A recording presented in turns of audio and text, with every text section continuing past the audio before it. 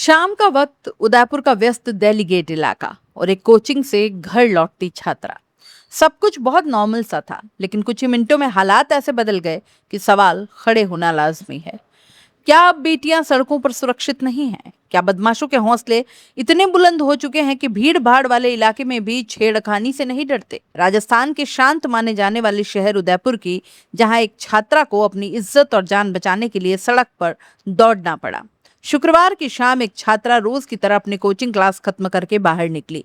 दिमाग में पढ़ाई, घर पहुंचने की जल्दी और एक सामान्य दिन की उम्मीद। लेकिन उसे क्या पता था कि कोई उसका पीछा कर रहा है। दो युवक एक स्कूटी पर सवार धीरे धीरे उसके पीछे आने लगे। पहले तो छात्रा ने नजरअंदाज किया, लेकिन फिर शुरू हुआ घिनौना खेल। फप्तियां, गंदी टिप्पणियां और फिर रास्ता रोकने की कोशिश। सवाल उठता है, क्या ये वही समाज है जहां नारी सम्मान की बड़ी बड़ी बातें की जाती है? जैसे जैसे छात्रा आगे बढ़ी, बदमाशों का दुस्साहस भी बढ़ता गया। उन्होंने उसे रोकने की कोशिश की, हाथ पकड़ने की कोशिश की और हालात इतने बिगड़ गए कि मामला सिर्फ छेड़छाड़ नहीं बल्कि खुली सड़क पर हमला बन गया। अब सोचिए, एक लड़की जो अकेली है, सामने दो बदमाश हैं और आसपास भीड़ है, लेकिन मदद को कोई आगे नहीं आया। क्या भीड़ सिर्फ तमाशबीन होने के लिए होती है? क्या हम सब मूक दर्शक बन चुके हैं? लेकिन इस कहानी में एक मोड़ आया, एक ऐसा पल जिसने सब कुछ बदला। डरी हुई छात्रा ने हिम्मत नहीं हारी। वो भागी, पूरी ताकत से भागी और सीधे पहुंची पास ही सर्कल पर तैनात ट्रैफिक पुलिसकर्मी के पास।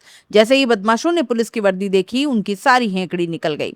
जो कुछ मिनट पहले दबंग बन रहे थे, वो अब डर कर मौके से भाग खड़े हुए, स्कूटी स्टार्ट और फरार। लेकिन असल साहस तो इसके बाद शुरू हुआ। घबराई हुई छात्रा ने हार नहीं मानी। उसने सिर्फ खुद को नहीं बचाया बल्कि दिमाग से भी काम लिया।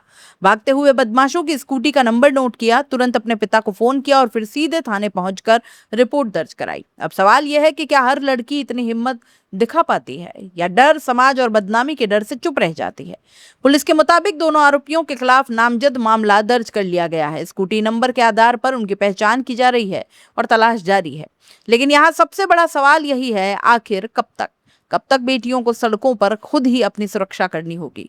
कब तक अपराधी खुलेआम घूमते रहेंगे? और कब तक हम सिर्फ खबरें पढ़कर या यूं हमारे सामने होता देखकर बस आगे बढ़ जाएंगे? थाना अधिकारी की अपील भी सामने आई है। ऐसी घटनाओं में डरे नहीं, सामने आए, रिपोर्ट करें। 1090 महिला हेल्पलाइन या 100 112 पर तुरंत कॉल करें। अपील सही है, लेकिन क्या सिस्टम उतनी ही तेजी से काम भी करता है जितनी ये सलाह दी गई है? क्या हर कॉल पर तुरंत एक्शन होता है?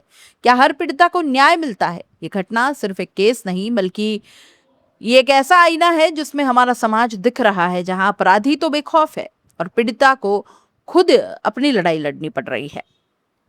लेकिन इस कहानी में एक उम्मीद भी दिखती है। एक लड़की जिसने डर के आगे झुकने के बजाय लड़ना चुना, जिसने भागकर अपनी जान बचाई और फिर कानून का दरवाजा भी खटखटाया। यही हिम्मत बदलाव की शुरुआत दिखती है। अब आपकी बारी है सोचने की, अगर कल ये घटना आपके शहर में, आपके घर की किसी बेटी के साथ हो, तो क्या आप सिर्फ दर्शक बने रहेंगे या आगे बढ़कर आवाज उठाएंगे, मदद के हाथ उठाएंगे? उदयपुर की ये घटना बताती है कि अगर आज नहीं जागे तो कल बहुत देर हो जाएगी, क्योंकि सवाल सिर्फ एक लड़की का नहीं, सवाल पूरे समाज की सुरक्षा के। हर लड़की किसी न किसी की बेटी और किसी न किसी की बहन है। क्यों ना उसके आसपास जो लोग मौजूद हैं वो ही एक सुरक्षा कवच बनाने की शुरुआत करें। आप क्या सोचते हैं? कमेंट बॉक्स में जरूर बताइएगा।